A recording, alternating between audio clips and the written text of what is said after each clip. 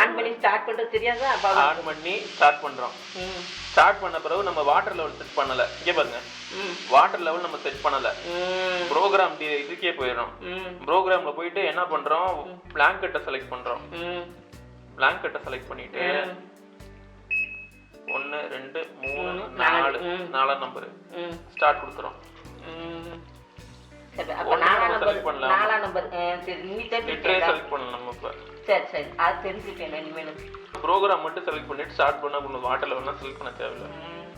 இவன் எதுக்காக வச்சிருக்கான்னா நீங்க ஏதாவது மேனுவலா கொஞ்சம் லிட்டர் சேர்க்கணும்னு நினைச்சீங்கன்னா அது பண்ணிக்கலாம் அப்படின்ற மாதிரி வச்சிருக்கேன். ஃபர்ஸ்ட் நார்மல் வாஷ், ரெண்டாவது ஸ்டாண்டர்ட் வாஷ், மூணாவது வேகமாக துவைக்க ஃபாஸ்ட்,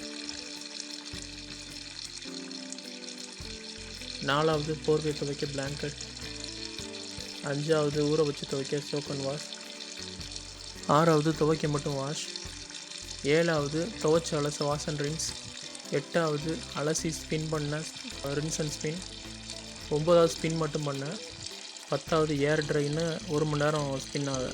சோக்க வாஷ் ரின்ஸ் ஸ்பின்னு ஃபுல்லாக ஏஏபிபி சிசி டிடின்னு காமிக்கும். டிஸ்பிளேல அவ்வளோதான் இடம் இருக்குது. இதில் எத்தனை லிட்டர் தண்ணிக்கு எவ்வளோ வாஷிங் பவுடர் போடணும்னு சொல்லிட்டு காமிச்சிருக்காங்க.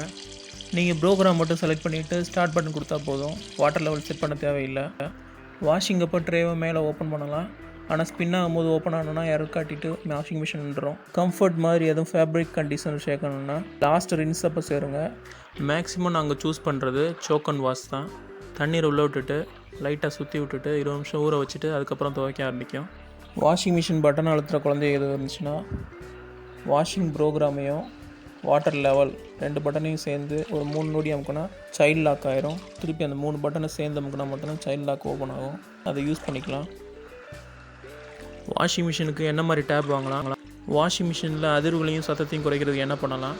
குழாய் இல்லாத வீடுகளில் எந்த வாஷிங் மிஷின் கரெக்டாக இருக்கும்? வாஷிங் மிஷினால் கரண்ட் பில் எவ்வளோ வரும்? போன்ற பல தகவல்களை அடுத்த வீட்டில் சொல்கிறேன். இந்த வீடியோ பிடிச்சிருந்துச்சுன்னா அந்த வீடியோக்கு ஒரு லைக் கொடுங்க. அது உங்கள் ஃப்ரெண்ட்ஸோட ஷேர் பண்ணுங்கள். ஏதாவது சந்தேகம் கீழே கமெண்ட்டில் கேளுங்க. எல்லாத்துக்கும் மேலே டெக்னிக்ஸ் சேனலை சப்ஸ்கிரைப் பண்ணுங்கள். தேங்க்ஸ் ஃபார் வாட்சிங்.